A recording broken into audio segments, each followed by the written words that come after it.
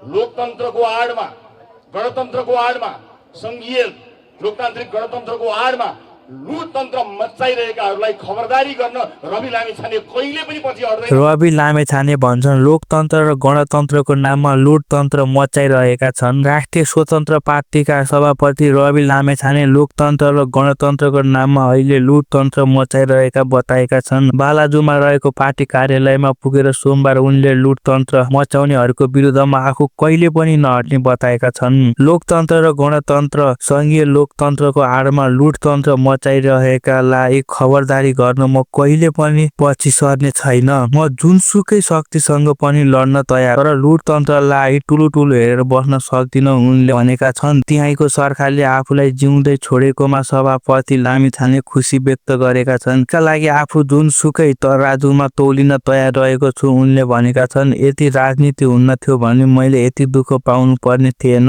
म अझै केही समय विश्राम गर्न मन थियो, तर यसरी देशमा विकसित घटनाक्रम भइरहेको छ, त्यसैले आफूलाई अघि सार्न बाध्य भए उनले बताएका छन्।